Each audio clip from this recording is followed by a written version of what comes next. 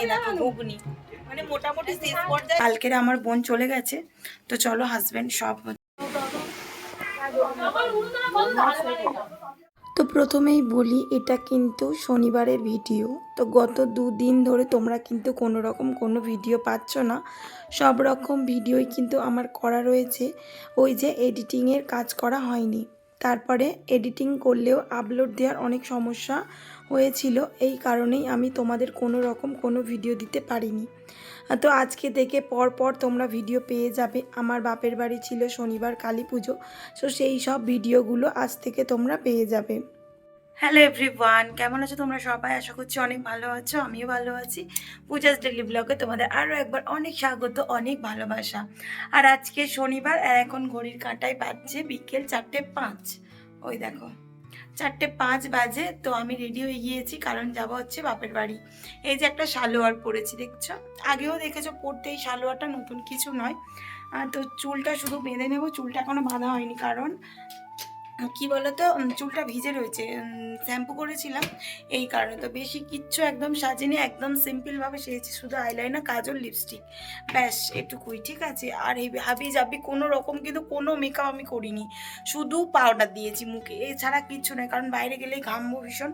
কিচ্ছু মাখিনি, তোমরা দেখলেই বুঝতে পারবে। দেখো কোনো ফাউন্ডেশন নেই, কিচ্ছু নেই, একদম দেখো গলারে পুরো এক।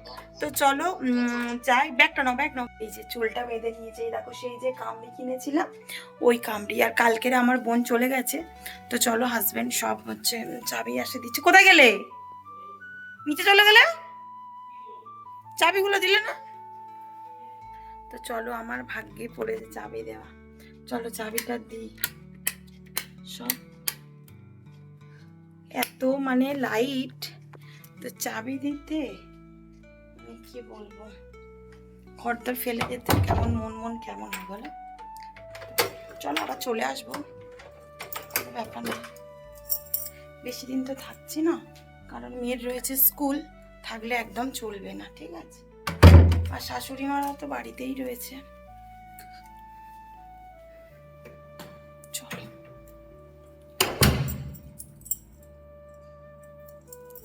মানে এই চাবি দেওয়া না বিচ্ছিরি লাগে, কিন্তু আমার কপালে চাবি দেওয়া পড়েছে দেখো।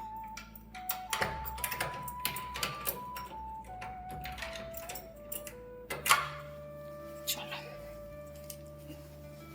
মেয়েটা ওর কাকার সাথে চলে গেছে, ঠিক আছে, মেয়েটা ওর কাকার সাথে চলে গেছে। মানে আমার দেওয়া সবেই গেল, বেশিক্ষণ হয়নি, ও সবে গেল। ভাইয়ের এই ব্যাগটা নিতে হবে। হ্যাঁ, তো এই যে বেরিয়ে পড়লাম, থাকে থাক। চলো, এখন অনেক রোদ, বুঝলি মাঠে রোদ, পুরো রোদ পড়েছে, এখনো রোদ যায়নি।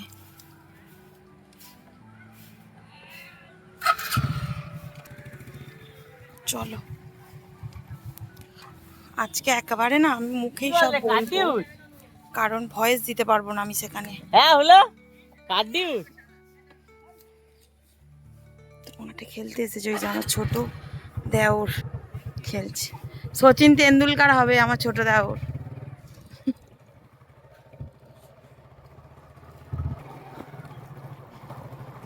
দেখো মিষ্টি নিতে এসেছি, আর ওই যে মিষ্টি নেওয়া হয়েও গেছে, ক্ষীর কদম আর কালো জাম। তো তাড়াতাড়ি এসেছে বলেই কিন্তু মানে মিষ্টির দোকানটা ফাঁকা পেয়েছে, নাহলে এতটা ফাঁকা থাকে না, ঠিক আছে। আর এদিকেই আমরা হাঁটতে আসি, তো এইখানেও কিন্তু কালী পুজো রয়েছে, বুঝলে তো। লোকটা সেই ওই আলু দোকানে এই বন্ধ। এই দেখো বড় কাতারি,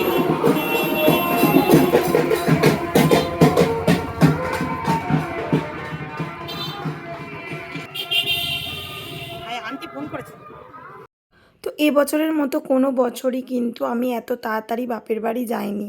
তো আমার গলাটা একটু বসা রয়েছে, যে কারণে গলাটা একটু অন্যরকম লাগছে, তাই না? তো যাই হোক, একটু কষ্ট করে দেখে নিও। এই যে আমার আমার বাড়ি বেলসিংহা, নিমতলা, ঠিক আছে। প্রপার বাড়ি আমাদের পুরনো বাড়ি ছিল প্রপার বেলসিংহাতে, আর এই যে নিমতলার ডাক, তো যাই হোক এখানে আমাদের এই যে নতুন করে বাড়ি করা হয়েছে আর কি। তো আমার দাদুদের আমল থেকেই আর কি এই নতুন বাড়িতে চলে আসা হয়েছে। তো যাই হোক দেখতেই পাচ্ছ, তোমাদের তো দেখালাম যে কত তাড়াতাড়ি বেরিয়ে পড়েছি। আর মেয়েটা তো চলেই গেছে ওর কাকার সাথে এই কারণে। তো কেউ এবছরে দেখছি কি তেমন একটা কেউ আসেনি, আমি যত তাড়াতাড়ি এসেছি। ওরা নিস ঘরে আছি, দোকান সব মাছ এসে গেছে। এসব বোনা নয় কেটে গুছে বেড়াচ্ছে, দিদা বান্না বেটে দিলে আলাদা হয়ে যাবে। এই লুচিটা খেলে হয়ে যাবে। ঘরে সব আছে, দেখ হয়ে যাবে না? হ্যাঁ এই দেখো এসে গেছি, আর মার সব খাবার হয়ে গেছে। আলির মেয়াও হয়েছে, মেয়াও চারটে। এই দেখো ওই বিলি রাত দুটো কইছে না, টাইম কলে যে জল এসে গেছে। তো এই যে এসে গেছি, আর আমার বোন আসতে শরবত দিচ্ছে। এই যে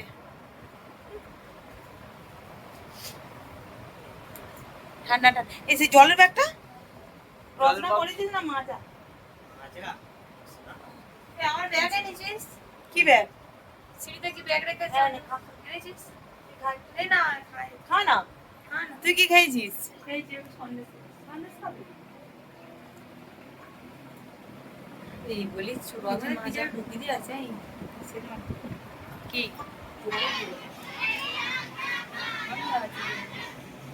গরম হয়ে যায় তো কি জল বরফ জমে গেছে ব্যাগটা পুরো গলে গেছে আস্তে আস্তে। কি করবি বরফ দিয়ে কি করবি? তবে ও কে খাবে তো মাজাকে নিতেও না। ও বুয়ে হয়ে আছে ওই জলে ওই সবটাই ভালো। কেন খাবে তুই মাজা? ও মাজা খায়নি বরফ করে। তো ওই যে মা বলল তোমরা শুনতেই পেলে, আগেই দুপুরবেলাতে তরকারিগুলো করে নিয়েছে, মানে ঘুগনি আর আলুর দম। তোমাদেরকে পরে দেখাবো যে কেমন কি কালার এসেছে। আর এদিকে এই যে গ্যাসে লুচি ভাজছে। আমার বাপি কিন্তু ভীষণ ভালো লুচি করতে পারে জানো তো।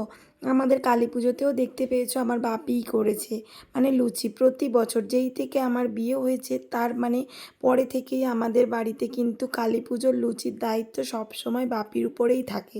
এটা নতুন কিছু নয়, মানে কি বলবো এত সুন্দর লুচি মাখায়, মানে লুচির ময়দা আর কি। আর এদিকে আমার মেয়েরা সন্ধ্যা না হতে হতে মানে খাবার দাবারের একদম নাম নেই। তিনটে রয়েছে, আমার ছোটো কাকুর মেয়ে, আমার বোনের মেয়ে, মানে আমার যে আরও একটা বোন রয়েছে সেই বোনের মেয়ে, আর আমার মেয়ে। মানে কি বলবো তিনজনে এত হুড়োহুড়ি করছে যে খেয়ে যা সেটা করছে না। আর এই যে দেখতে পাচ্ছ এটা কিন্তু হোমের জায়গা, তোমাদেরকে দেখাবো অবশ্যই আরও ভালো করে।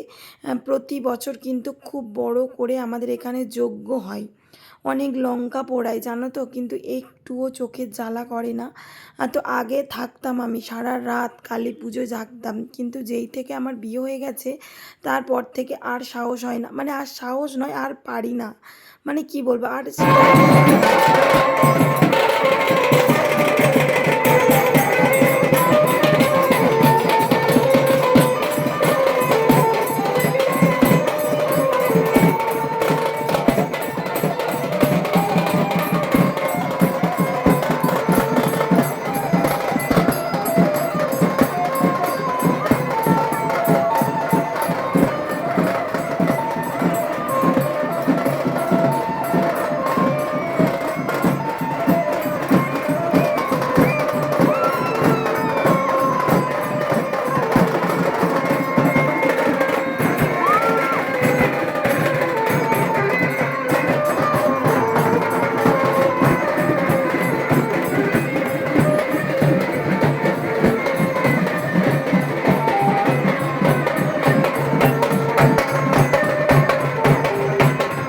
তো দেখতেই পেলে এদিকে ঠাকুর আনতে আমরা বেরিয়ে পড়েছি। আর ওই যে অত নাচ গান কেন বলো তো, পাশের পাড়াতেই কিন্তু রয়েছে আরও একটা কালী পুজো। তো ওরা ঠাকুর নিয়ে চলে যাচ্ছে আর আমরা সবে আসছি ঠাকুর আনতে। কালী পুজো মানেই বুঝতে পারছো সারা রাতের ব্যাপার, ওই রকম কোনো ব্যাপার না। আর আমাদের কি বলবো মানে কটা ঘর আছে গোনা যাবে, মনে হয় গোটা 15 ঘর নিয়ে আমাদের কালী পুজো হয়, তাও হয়তো হবে না জানো তো, এই মানে কি বলবো একদম কম। তো যে কারণে তারপরে আমাদের পাড়ায় ছেলের থেকে মেয়ের সংখ্যা বেশি। তো এই কারণে আরও মানে কি বলবো কালী পুজোটা হয় 2 দিনের। বুঝতেই পারছো একটা কালী পুজো মানে কত খরচা থাকে। তো সেই রকমভাবে অ্যামাউন্ট আমাদের আসে না, মানে আমার বাপের বাড়ি আসে না, এই কারণেই ছোট্টখাটো করে করা হয়। যেটুকু টাকায় কালী পুজো হয় শুধুমাত্র ডোনেশন ছাড়া, মানে কি বলবো চাঁদা কম সংখ্যক মানুষেরই থাকে, বেশিরভাগটা পুরো ডোনেশানে আমাদের পুজো হয়। ডোনেশান যদি না কেউ দিত তাহলে কালী পুজোটা হয়তো হতো না। তো যাই হোক দেখতেই পাচ্ছ এসেছি ওই যে সরারহাটে, ঠিক আছে। সরারহাট তোমরা অনেকেই জানো সরারহাট, তো সেইখানেই এসেছি কিন্তু মানে ঠাকুর আনতে। তো ঠাকুর আনতে এসে একটা এত বাজে ঘটনা ঘটে গেছে যে তোমাদের কি বলবো, তোমরা ভিডিওটা দেখতে থাকো সবটাই তোমরা জানতে পারবে।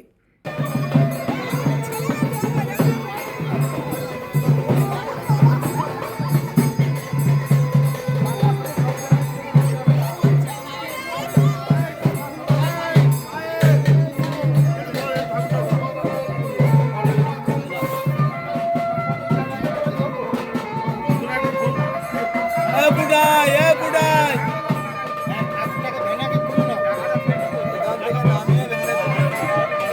তো কিছু বাজি কিন্তু নিয়ে যাওয়া হয়েছিল বাচ্চাদেরকে একটু আনন্দ দেওয়ার জন্যে। তো দেখতেই পাচ্ছ প্রতি বছরে কিন্তু এইরকম মানে অল্প একটু আধটু বাজি হয়, খুব যে বাজি হয় অনেক বাজি হয় সেটা বলবো না। তোমাদের তো আগেই বললাম আমাদের ছোট পাড়ার পুজো, যতটুকু সামর্থ্য করার ঠিক ততটুকুই করা হয়েছে, মানে একটা কালী পুজো যতটুকু দরকার ঠিক ততটুকু, এর বেশি হয় না। কোনো রকম কোনো অনুষ্ঠান কিন্তু হয় না আমাদের কালী পুজোয়। তো যাই হোক এই যে ফুলগুলো কে মাথায় গুঁজে দিয়েছে আমি জানি না, ওই যে দেখো আমার মাথায় ফুল গোঁজা রয়েছে, এদিকে আমার কাকিমার মাথায়, আমার বোনের কাছেও ছিল জানো, কিন্তু ওর এখন দেখতে পাচ্ছি না। কে দিল ফুলগুলো বা কোথা থেকে পেলো আমি ঠিক বলতে পারবো না জানো, তো কেউ একজন আমাকে দিয়েছিল, তখন ওই যে মাথায় গেঁথে দিয়েছে। মানে পাড়ায় কত মানে মেয়েরা এসেছে তো বুঝতেই পারছো, বন্ধু বান্ধব তারাই কেউ একজন দিয়েছে। তো যাই হোক এই যে ঠাকুরটা তোলা হলো এটা কিন্তু দক্ষিণা কালী। আমার বাপি কিন্তু ভীষণ এই ঠাকুরকে বিশ্বাস করে, মানে ভীষণ কি বলবো, আমার বাপি অনেক কিছু ঠাকুরকে দান করেছে, মানে দিয়েছে আর কি। বাপি যেমন ঠাকুরের থেকে পেয়েছে আবার ঠাকুরকে দিয়েওছে, খুব বিশ্বাস করে আমার বাপি জানো তো, বলে কি ঠাকুর যতটা দিয়েছে আমাকে, মানে যতটা আমি খরচা করি এই কালী পুজোয় তার থেকে ঠাকুর আমাকে অনেক বেশি দেয়, এইটা আমার বাপি কিন্তু বলে প্রথম থেকে। আর কি বলবো আমার বাপি সারা রাত জাগে এই কালী পুজোয়, আর আমরা তো জাগি তোমাদেরকে তো বললামই।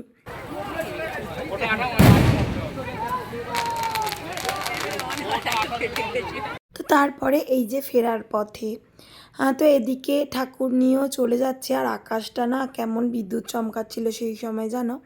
আর এই যে বড়দা বড় বৌদি এসেছিলো ওরাও চলে যাচ্ছে, তো আমি বারবার করে বলছিলাম যে তোরা গিয়ে ফোন করিস, কারণ তখন ঘড়ির কাঁটায় প্রায় 11:30টার মতো বাজতে যাচ্ছে, অনেক রাত হয়ে গেছে। আর আমি ওই যে ওইদিকে চলে যাচ্ছি, বললাম কি তোরা কিন্তু গিয়ে অবশ্যই ফোনটা করবি আমাকে, কারণ কি বলো তো ভয় লাগে। তো ওই যে বললাম একটা বাজে সিচুয়েশান ঘটেছে, তো দেখো কি ঘটেছে তোমরা দেখতে থাকো।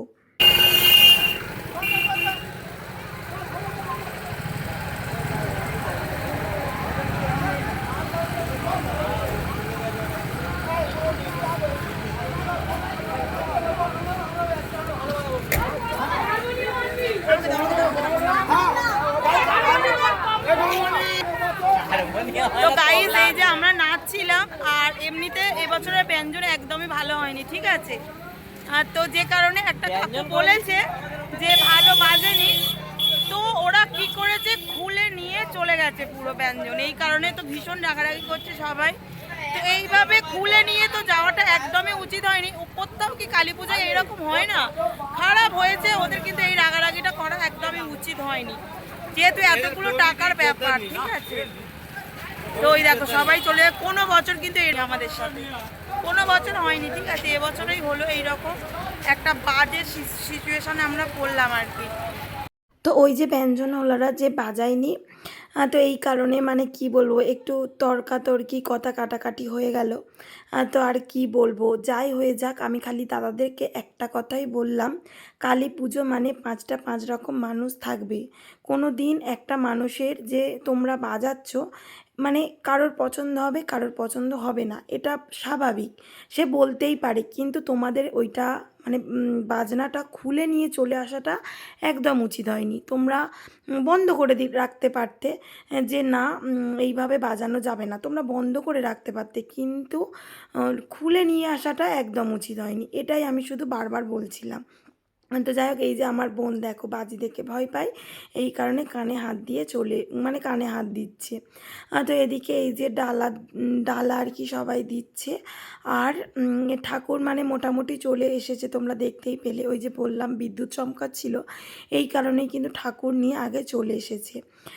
তো এই যে আমার মাও ডালা নিয়ে চলে এসেছে, আর আমাদের কিন্তু প্রতি বছর মালা দেয়, জানো তো, প্রতি বছর মালা দেয়। ওই যে দেখো এই যে রজনীর মালাটা দিচ্ছে, এই মালাটাই কিন্তু ঠাকুরকে দিয়েছে, আর জবার মালাও দেয়। তো যাই হোক দিয়েছে। আর আমাদের কালী পুজোয় কিন্তু আমরা মালা দিয়েছিলাম, মানে আমার শ্বশুর বাড়িতে, সেটা তোমাদেরকে দেখানো হয়নি, আমার শ্বশুর বাড়িতে দিয়েছিলাম কিন্তু নীলকণ্ঠের মালা। প্রতি বছর দেওয়া হয় জানো নীলকণ্ঠের মালা, এইরকম রজনীগন্ধার মতো মোটা করে নীলকণ্ঠের মালা দেওয়া হয়। তো যাই হোক, এই যে এইটা কিন্তু ঠাকুর মশাই দুজনেই, তো আমাদের ছোট পাড়া হয়তো, কিন্তু মালা পড়ে অনেক, জানো তো, অনেক বেশি মালা পড়ে যায়।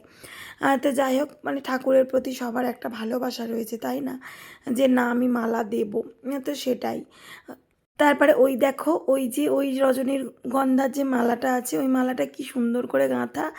এইটা মানে আমাদের যেটা দেওয়া হয়েছে এটা তো নর্মালি গাঁথা, তাই না, তো ওই রকমভাবে গাঁথা মালা কিন্তু বেশ ভালো লাগে। তো এই যে নিচে এসে আর খেতে বসেছি, নিয়েছেন আবার ঝগড়া তো একটু ঝগড়াঝাটি হয়ে গেল, আর কি করা যাবে, কোনো বছর এরকম হয় না, এই বছর এরকম বিশ্রী একটা ব্যাপার। তো এই দেখো এখানে মা করেছে আলুর দম, এখানে এই দেখো ঘুগনি, মানে মোটামুটি শেষ পর্যায়ে চলে এসেছে সব, ঠিক আছে। আর করেছে হচ্ছে লুচি, তো যেগুলো হয় আর কি, যেগুলো আর কি কালী পুজোয় হয় সেই সবই হচ্ছে। আমি গালে দিয়ে দিচ্ছি। তো এই যে মেয়েটাও খাচ্ছে, এই যে, তো মেয়েটাকে খাইয়ে দিই আগে, দাঁড়া। তো ওই যে খাওয়া দাওয়া করে কিন্তু আর আমি যাইনি, আর ভালো লাগছিল না, পা কনকন করছিল, কারণ ওই যে নাচানাচি করেছি না, এই কারণে। তো এখন ঘড়িতে কটা বাজছে জানো, প্রায় 3টের মতো বোধহয় বাজে। তো যখন উঠেছি আমি ঠিক ঘড়িটা দেখিনি, তো তখন হবে দণ্ডি কাটা, মানে আমরা সচরাচর বলে থাকি গণ্ডি কাটা, তাই না। তো যাই হোক, এদিকে এই যে আমার বোন দেবে গণ্ডি, এই কারণে এই যে আমরা উঠে এসেছি, চোখ মুখ ফুলিয়ে ফেলেছি দেখো ঘুমিয়ে, মনে হচ্ছে না খুব বেশি যে গণ্ডি দিয়েছে তা কিন্তু নয়, মানে 5 জন দিয়েছে, তার মধ্যে আমার বোন আর আমার কিন্তু 2টো ভাই রয়েছে দেবে। তো 2টো ভাই কী জন্য দিয়েছে আমি জানি না গণ্ডি, আর আমার বোন কেন দিয়েছে বলো তো, ওই যে আমাদের অ্যাক্সিডেন্ট হয়েছিল, তোমাদেরকে বলেছিলাম, জানো তো তোমরা, তো আমার অ্যাক্সিডেন্ট হয়েছিল, মানে আমাদের অ্যাক্সিডেন্ট হয়েছিল, যে কারণেই ও মানত করেছিল ঠাকুরের কাছে যে আমার দিদিদের ভালো করে দাও, আমি তোমার কাছে গণ্ডি দেবো। তো যেই কারণে তারপর আমার মেয়েরও ওঠার কথা ছিল জানো, কিন্তু ওকে আমি কিছুতেই তুলতে পারিনি, মানে কাঁদছে, হাত পা চড়ছে, ও উঠবে না একদম। তো কী করবার, এই দেখো আমার বোন কেমন শুলো দেখতে পাচ্ছ, তো ওকে একবার এরকম শুইয়েছে, তারপরে কিন্তু আর শোয়াতে লাগেনি, ও একা একাই মানে শুয়ে পড়ছে গায়ের উপরে, এর গায়ে ওর গায়ে তার গায়ে শুয়ে পড়ছিল। তো যাই হোক, আমার বোন কিন্তু সারা রাত, মানে ওটা আমার ছোট বোন, পরের ভিডিওতে তোমরা দেখবে।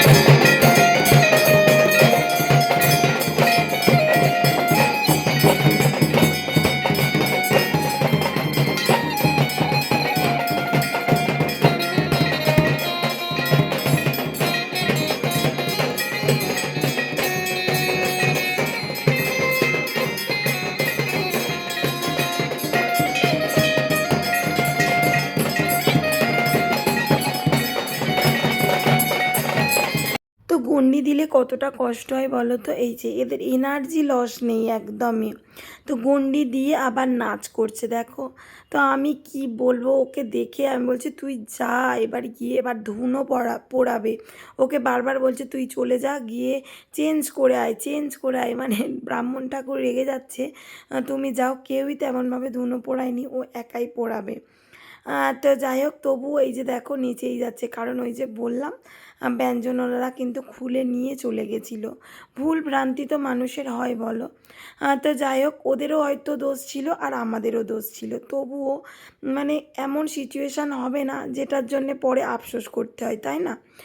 তো তারপরে এই যে আমার ছোটো কাকু, আমরা বসেছিলাম, তো আমার ছোটো কাকু বলল কি, প্রথমে আমাকে বলেছে বাজিতে আগুন দাও, কিন্তু আমার তো ভয় লাগে, তো যেই কারণে আমার হাজব্যান্ডকে বললাম তুমি দাও, আমার তো ভয় লাগে। তো দেখো এই যে ও দিয়েই দৌড়ে পালিয়েছে, খুব বেশি বাজি কিনতে হয়নি, মানে তোমরা যখনই দেখছো বাজি ফাটছে এরকম মনে হচ্ছে, কিন্তু খুব বেশি বাজি হয়নি, ঠিক আছে।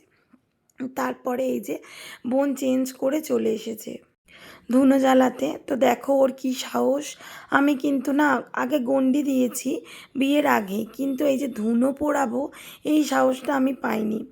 কেমন যেন আমার ধুনো পোড়ানোটা ভয় লাগে জানো। আর পাশেই দেখো এদিকে কিন্তু যজ্ঞ শুরু হয়ে গেছে, দেখতে পাচ্ছ কত সুন্দর ফুল দিয়ে সাজিয়েছে। দেখো আরও একটা ব্রাহ্মণ ওই যে নিচে বসে রয়েছে দেখো। তো আমি মানে কি বলবো, যজ্ঞটা দেখাচ্ছিলাম আর কি, যজ্ঞের ভিডিওটা করছিলাম, সেই সময় কি হয়েছে জানো, আমার ফোনে চার্জ শেষ হয়ে গেছে, মানে আপনি থেকে পুরো সুইচ অফ হয়ে গেছে, যে কারণে আমি কিন্তু পুরোটা দেখাতে পারিনি। তারপরে কিন্তু আমি চলে এসেছি। তো যাই হোক, বাপের বাড়ির কালী পুজোটা কীভাবে কাটালাম সেটা তোমাদের সঙ্গে একটু শেয়ার করলাম। আর এই দেখো এদিকে কিন্তু দেখো ভোর ভোর হয়ে গেছে, ওই যে দেখো আলো ফুটে গেছে, তাই না বলো। তখন কিন্তু ওই 4:10-15 মতো বাজছে। তো যাই হোক বন্ধুরা, আজকে ভিডিওটা এই পর্যন্ত। যদি ভিডিওটা ভালো লাগে অবশ্যই লাইক কমেন্ট শেয়ার করো, সাবস্ক্রাইব করে পাশে থাকা বেল আইকনটি প্রেস করে দিও, যাতে আমার ভিডিওটা সবার আগে তোমার কাছে পৌঁছে যায়। টাটা, আবার দেখা হচ্ছে নেক্সট ভিডিওতে।